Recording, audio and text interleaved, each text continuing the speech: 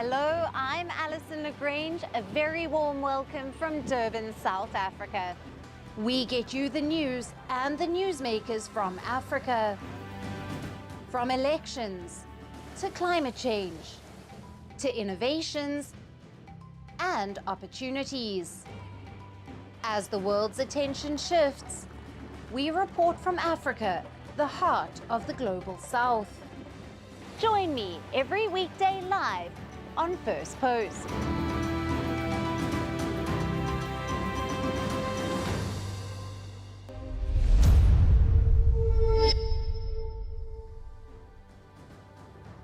Hello and welcome to Firstpost Africa, where we get you the top stories from the continent and from across the world. I'm Alyson Le Grange, coming to you live from Durban, South Africa.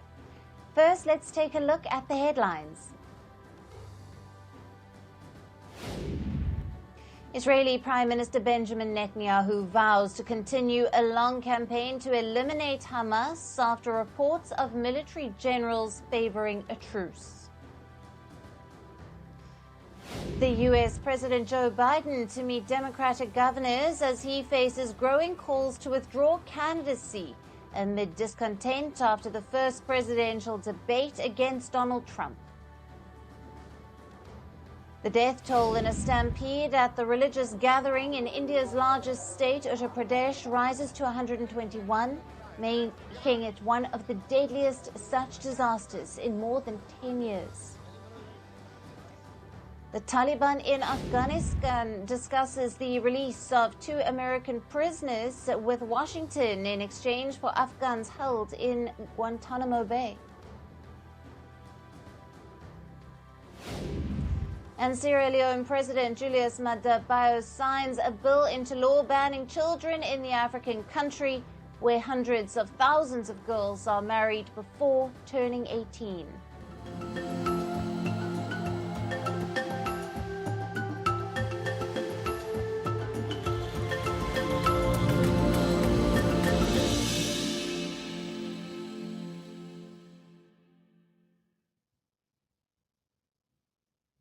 Hello and welcome. We start with Kenya, where protests against the William Ruto government have picked up pace again. Now, anti-tax hike protests have turned into anti-Ruto protests as protesters call for President William Ruto's resignation. Now, this despite Ruto withdrawing the proposed tax hikes and refusing to sign the controversial finance bill. On Tuesday, protests that began peacefully in the capital, Nairobi, soon took a violent turn. Clashes erupted at the Nairobi business district, where police fired tear gas and used water cannons, while some of the protesters threw stones and also lit bonfires. There were incidents of looting shops and businesses. Video footage and images show residents firing handguns into the air during the demonstrations, while some protesters also placed coffins covered with Kenyan flags on the roads. As the reports, there have been multiple injuries in the latest clashes, while over 270 people have been arrested. I sell clothes and shoes. I can't accept you to send me back home. Now it is a must that I defend myself and my business, and that is why I am carrying this baton, and I will do anything to protect my business. Protests also erupted elsewhere. Large rallies were held in Kenya's second largest city and opposition stronghold, Mombasa. Protesters chanted slogans against Ruto, while there were some incidents of violence. Several cars were reportedly set on fire, while at least one shop was vandalized. I feel like the developments that he's talking about is repetitive, and we want him to go because okay, he has a lot of promises and he's not delivering. All he talks about is this one, we are planning to do this, we are planning to do this, and no, we are not pleased. Authorities have condemned the violence. Interior Minister Kithure Kindiki has warned that the government will take action against anyone engaging in anarchic chaos and cruel plunder. However, several activists have blamed the latest violence on infiltrators, which they say had been unleashed by the government to discredit their movement.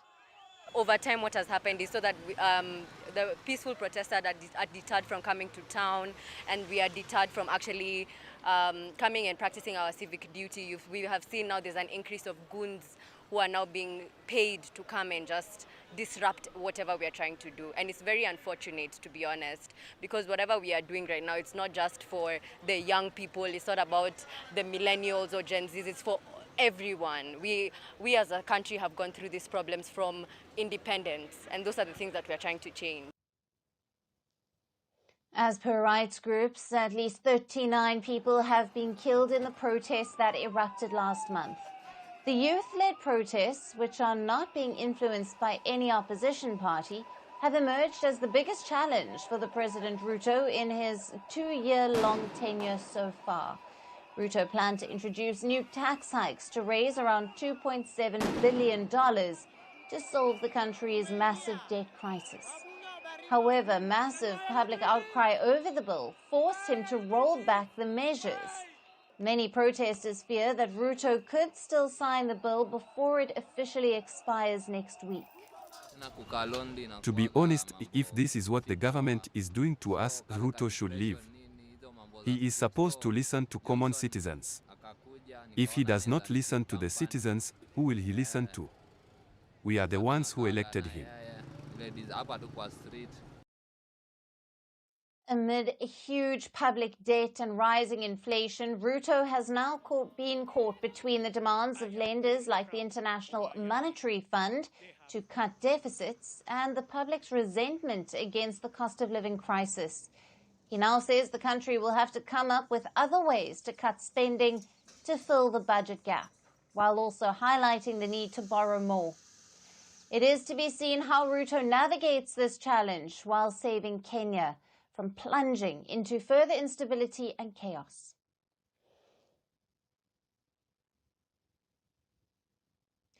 Now, for more on this, we are being joined by Andur, who is an economic analyst and corporate finance expert, joining us live from Nairobi in Kenya.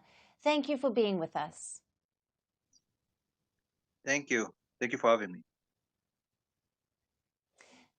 Right. Johnson, despite President William Ruto making a U-turn on the tax hikes and considering that many of the protesters are young Kenyans, could you expand on the motivations and their demands now? Well, the problem is that I think nobody trusts the president, largely because he has a track record of walking back on his promises. Now, the thinking right now is we have a debt crisis. The government has, taken so much debt. Interest rates are well above teens, and this is 91-day T-bill rates, and that's causing economic chaos on one hand. And so to arrest this and to manage this, the government has opted to raise taxes rather than cut spending. And even as late as Sunday, whilst he did talk of cuts in a publicized roundtable meeting with at least 3 media houses, he spoke of cutting spending at one point, but then he also started speaking of borrowing 1 trillion Kenya shillings, which is sending mixed signals, because that means he's not really maybe sold on the idea of cutting spending. He prefers to borrow more as opposed to spending less. So I think that's causing a lot of concern. Yes. And Johnson, what is the government's response? How is Ruto addressing the situation with regards to these protests? So I think it was easy to everybody expected him to show some sympathy or empathy towards the victims, and none of that was demonstrated. even when he was asked about an 8-year-old child, he didn't seem to have any empathy, and I think that really annoyed a lot of Kenyans across the country. So the lack of empathy on its own is infuriating, and the question then is, whose president is this? But then if you go beyond that, Right. if you look at the response of the government, is heavy-handedness, marks of somebody who's looking Yeah. to protect his reign, as opposed to somebody who's looking for solutions for his own citizens. So the perspective Right. and the tenor of the government's reaction leaves a lot to be desired. Is a matter that we have discussed. Can you tell us more about the claims by the protest groups and activists blaming President Ruto's government of sending infiltrators to discredit their movement? So if you look at the government response, seems a bit heavy-handed when it's dealing with the peaceful guys, but non-existent when it's when there is looting and when there is destruction of property. I think the only destruction of property that maybe could be attributed to the protesters, and even then I'm not quite sure, is the invasion of parliament. So the free reign of the quote unquote gangsters, and the absence of police in that situation, and then the presence of police in situations where people are peaceful, is asking raises a lot of questions. So on Sunday, this Sunday, there was a impromptu protest, and it was very peaceful because nobody knew about it.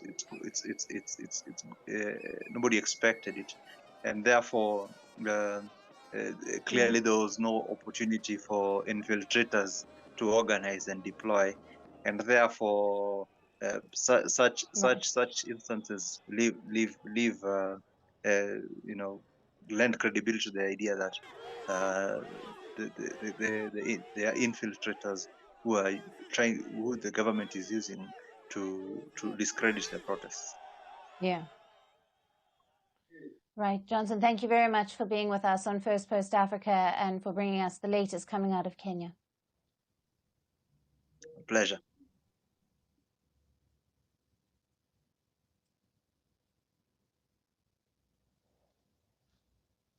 For our next story, we should focus to the Lake Chad Basin. Lake Chad is a freshwater body that lies at the junction of 4 African countries: Nigeria, Niger, Chad, and Cameroon.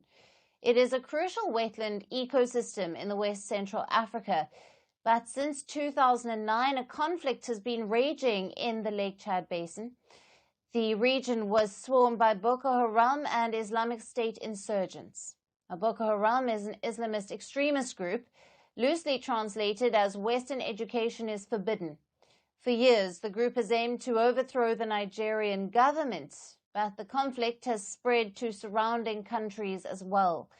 14 years on, the conflict has internally displaced over 3 million people, put over 5.6 million at risk, and has left over 11 million in need of aid. The United Nations says the conflict has killed more than 40,000 people. So the 4 nations joined hands to counter the Islamist fighters. Nigeria, Niger, Chad, and Cameroon formed a 4-nation task force to fight terrorism. Now, the multinational joint task force in Lake Chad Basin has raised an alarm, saying several hundred fighters from Boko Haram and the Islamic State West Africa province have fled to Chad and Cameroon. This after the task force attacked camps and killed over 70 terrorists earlier this week. The ongoing operation, named Lake Sanity 2, aims to eliminate all terrorist camps around Lake Chad. The Joint Task Force also said many terrorists surrendered in the air and ground operations and that a large consignment of weapons was also recovered. The four-nation joint task force has been targeting terrorist hideouts in the border villages.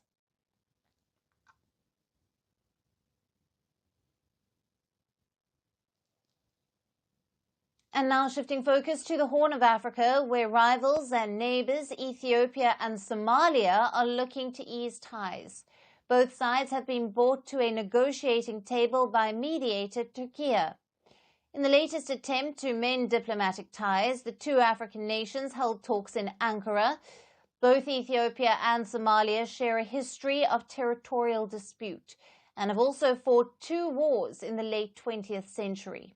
However, the latest tensions stem from a deal that Ethiopia signed with Somalia's breakaway territory, Somaliland. In January this year, Somaliland agreed to lease 20 kilometers of its coastline to Ethiopia for 50 years. It would allow Ethiopia to set up a naval base and commercial port. Ethiopia is one of the largest landlocked countries in the world, so the deal would provide it with much-sought sea access. However, the deal irked Somalia because in return, Ethiopia would become the first nation to officially recognize Somaliland as a separate nation. Somaliland unilaterally declared independence from Somalia in 1991. However, no other nation recognizes it. Somalia saw the Ethiopia-Somaliland deal as an attack on its sovereignty. It reacted strongly and expelled Ethiopia's ambassadors. Now, many Somalis also hit the streets to protest against the agreement. The dispute also stoked fears of instability in the Horn of Africa region. The world also reacted, with many nations backing Somalia and urging Ethiopia to respect its sovereignty. Turkey is one of those nations. After President Recep Tayyip Erdogan visited Mogadishu in 2011, both nations built strong ties. The two nations signed a defense pact in February that mandates Ankara to provide maritime security support to Somalia. Turkey has also built schools, hospitals, and infrastructure and provided scholarships for Somalis to study in Turkey. As per reports, Ethiopian Prime Minister Abiy Ahmed had requested Erdogan to mediate during a visit to Ankara in May. Turkey's foreign ministry has said that the talks in Ankara have been candid, cordial, and forward-looking. The Somali and Ethiopian ministers discussed ways to address their differences within a mutually acceptable framework. They have also agreed to hold another round of talks in Ankara on the 2nd of September. Meanwhile, Somaliland is not happy with the truce talks. It has complained that it was not involved in the talks. So far, the goals of negotiations are unclear. Will Ethiopia pull out of the deal, or will Somalia soften its stance?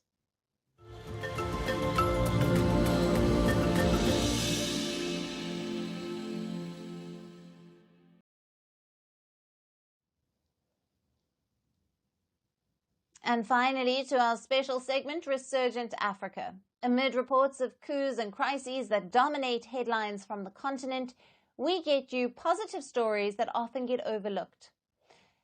Now, our story today is of a 24-year-old athlete who has managed to script history. William Ruto has become the first Black African to win the Tour de France, defeating British cyclist Mark Cavendish.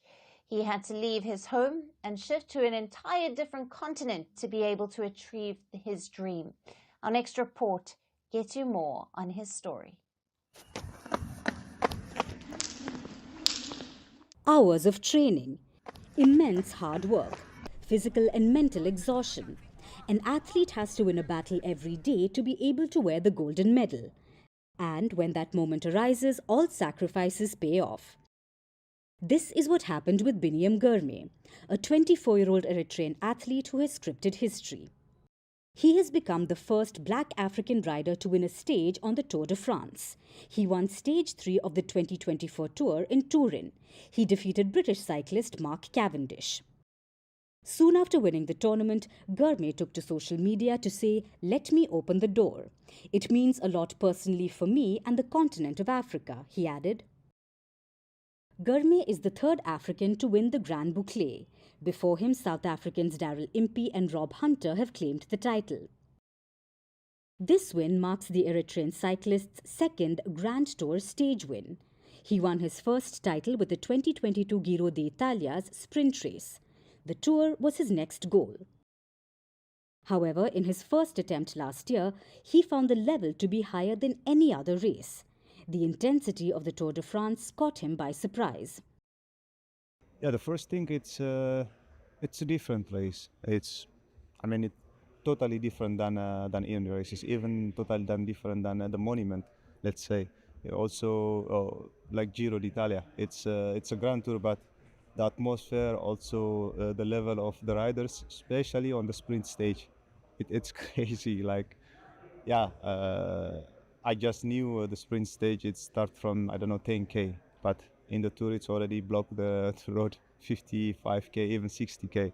So yeah, that makes really hard. Also, I think the best sprinter in the world, they are here on the Tour de France, so that's also make the race harder. Also, the GC guys, they need to be positioned well in the last 10k, so that also make the race harder. So yeah, it's completely different. So like I said, I was totally nervous from the start until the finish tour. So I already spent a lot of energy for nothing. I waste a lot of energy.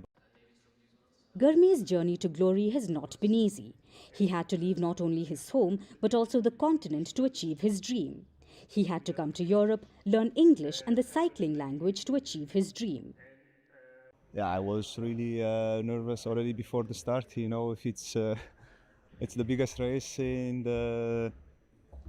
the cycling, and then to be part of that, it's yeah. I was really nervous and panic almost from the start until the end of the tour. But yeah, I learned quite a lot. I also knew this is totally different race, so you need to prepare well with everything mentally and physically. Since childhood, Gurme was influenced by Slovak cyclist Peter Sagan, and he eventually grew up to follow his model's footsteps. Gurme is now eyeing the 2024 Paris Olympics. I think it would be nice to represent my country on the Olympic Games, to race with the national, because yeah, this is one of the, I would say, one of the opportunity to race with the national team jersey, and yeah, I'm really looking forward for these two big months. The journey could be long, the challenges could be many, but as they say, success comes to those who refuse to give up. Gurme's relentless efforts towards his dream is a living example of that. And that's it on the show for today. We will see you again tomorrow at the same time. Thank you for watching and goodbye.